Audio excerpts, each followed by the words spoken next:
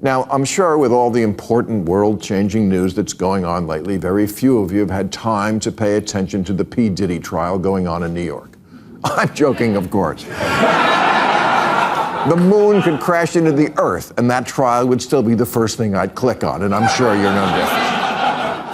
I gotta say, this Diddy is a really hard guy to figure out. He's allegedly so jealous of Kid Cudi just dating Cassie that he firebombs his car, and it wasn't even a Tesla.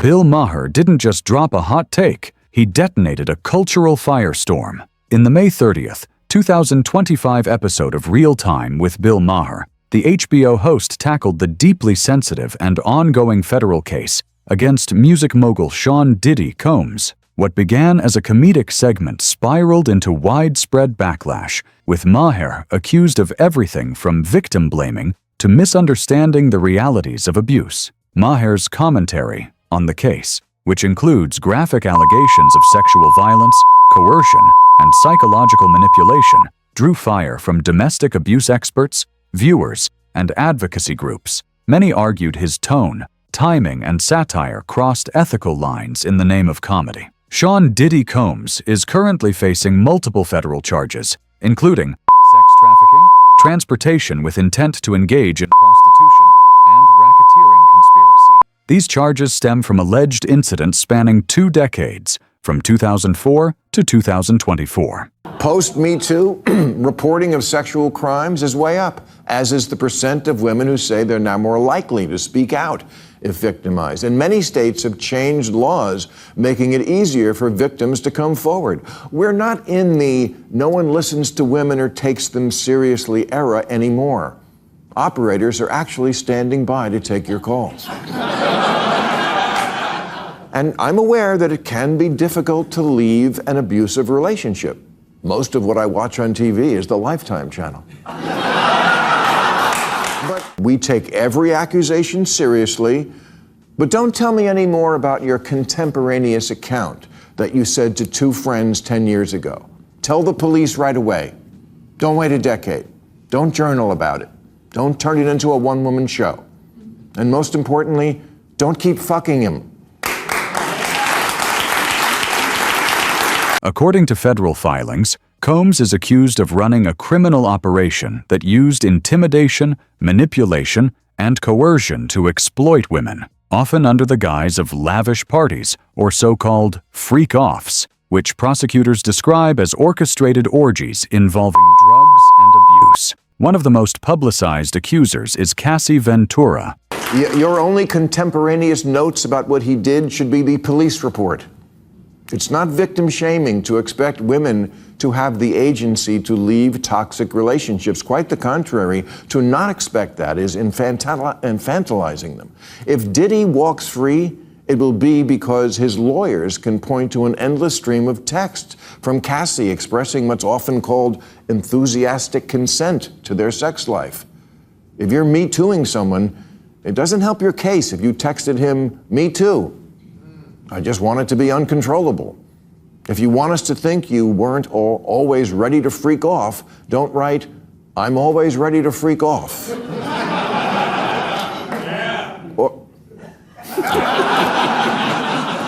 Or wish we could have FO'd before you left.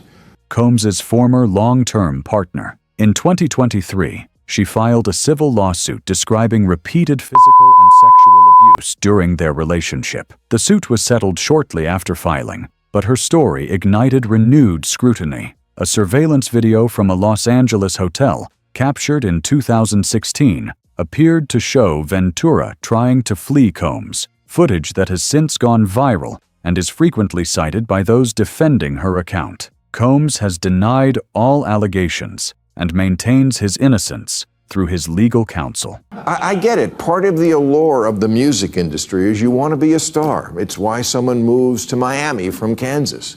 It's why they built a freeway from Orange County to LA.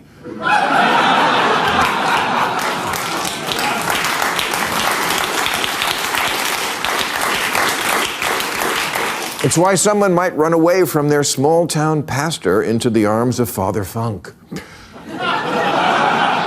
And music is, to begin with, highly sexualized. Magic doesn't strike at the office. It strikes in the studio at 3 a.m. when you're high as a kite and horny as a youth minister and...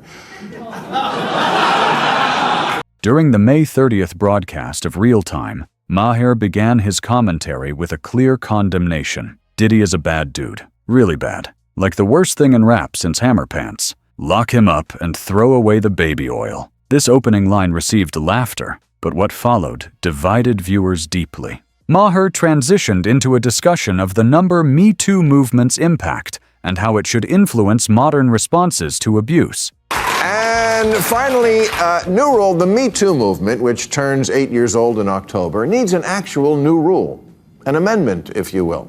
Now, I'm sure with all the important world-changing news that's going on lately, very few of you have had time to pay attention to the P. Diddy trial going on in New York. His key claim? If you're being abused, you gotta leave right away. He did acknowledge that this wasn't always realistic in the past, especially when predators like Bill Cosby or Harvey Weinstein were still unchecked. But he emphasized that in today's era, he believes there are fewer barriers to speaking out and fewer excuses for silence. OG predators like Bill Cosby and Harvey Weinstein would never be held accountable. Why not at least get something out of it?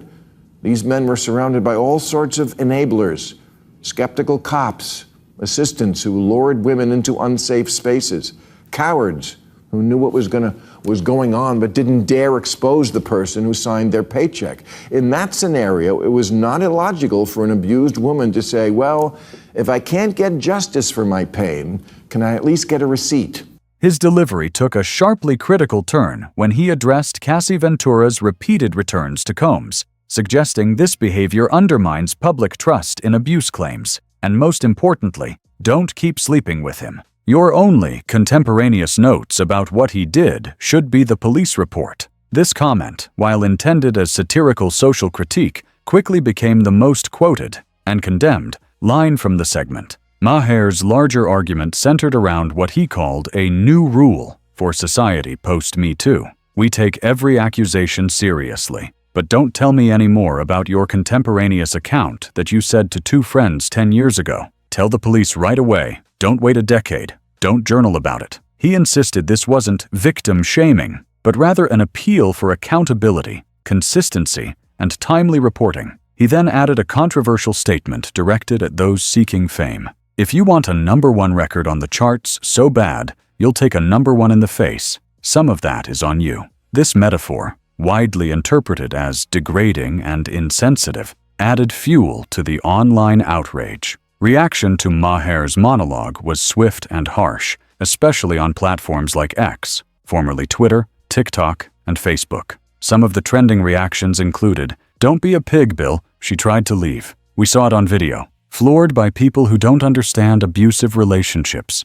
Turning trauma into a punchline isn't edgy, it's ignorant. Of course a man would say that. You've never lived that nightmare. Many pointed to the well-documented difficulty victims face when trying to escape abusive situations. According to the National Domestic Violence Hotline, it takes a woman an average of 7 attempts to leave an abusive relationship. A violent, sick fuck. I'm sorry, I mean an alleged violent, sick fuck.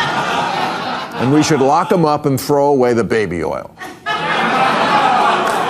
And 2, things have changed enough so that moving forward, the rule should be, if you're being abused, you gotta leave right away. Now, I completely understand why in the past women often did not do that. I understand, as counterintuitive as it seems, why an abused woman would send complimentary texts or emails to her abuser after the abuse. A fact widely echoed by mental health experts. In the days following Bill Maher's controversial segment, mental health professionals weighed in, and one of the most pointed responses came from Dr. Leslie Dobson, a forensic psychologist and domestic violence expert who appeared on TMZ Live. Dobson didn't mince words. Bill Maher is out of touch. His commentary is a form of mansplaining, with zero grasp of the psychology behind abusive relationships. She emphasized that Maher's so-called new rule, expecting victims to leave immediately and report abuse the moment it happens, reflects a misunderstanding of the cycle of abuse. especially as it pertains to victims who are groomed, isolated, and psychologically broken down. In Ventura's case, Dobson pointed to testimony and allegations describing increasingly extreme and degrading demands from Combs. One claim that shocked even veteran abuse counselors was that Cassie allegedly allowed a male escort to urinate on her,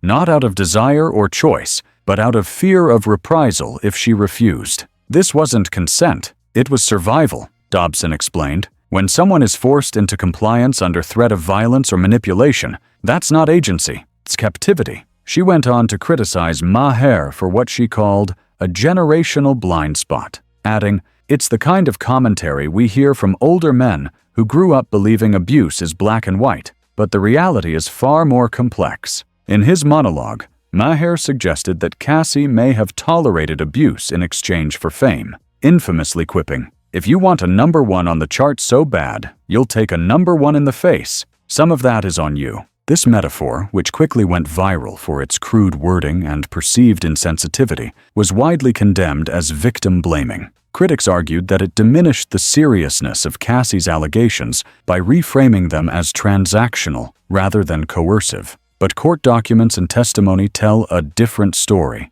Cassie Ventura, who began dating Combs in 2007, was reportedly groomed over time, beginning when she was just 19 years old. Allegations made in court suggest a gradual erosion of her autonomy, with Combs allegedly controlling aspects of her professional career, finances, housing, and even travel. Testimony from another accuser, Mia, Combs's former assistant who testified under a pseudonym, revealed that victims often felt constantly watched, sometimes suspecting that their phones were tapped or their movements tracked. Mia also described a dream where Diddy rescued her from R. Kelly, which a psychologist later interpreted as a symbolic cry for help and an example of disassociated trauma. All of this, experts argue, adds up to a picture of long-term psychological captivity, not a career-hungry opportunist staying for fame and fortune. As Dr. Dobson explained, to the outside world, it might look like a choice.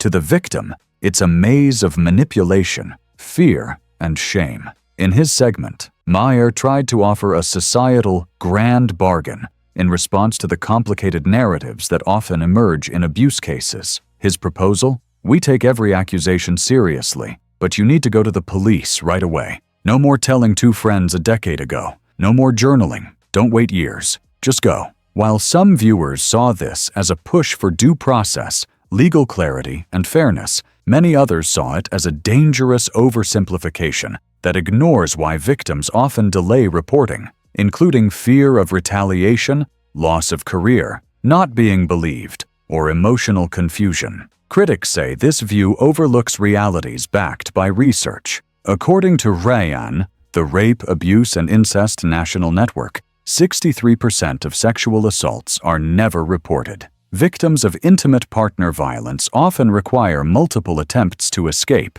sometimes facing financial dependence, threats to loved ones, and social pressure to stay quiet.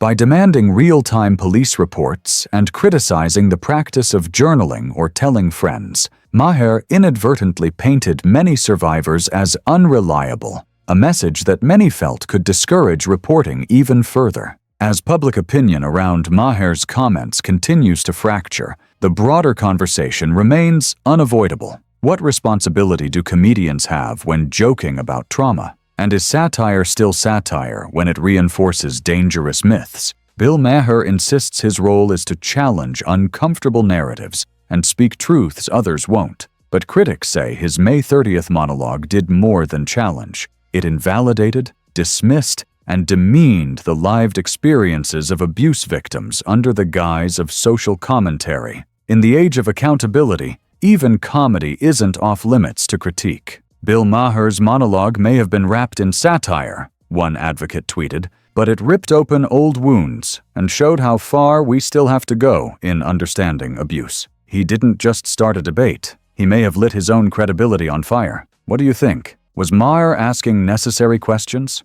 or stepping on survivors to make a punchline? Should satire be protected at all costs or held accountable when it misfires? Let us know in the comments. Don't forget to like, share, and subscribe for more deep dives on trending controversies, culture, and media.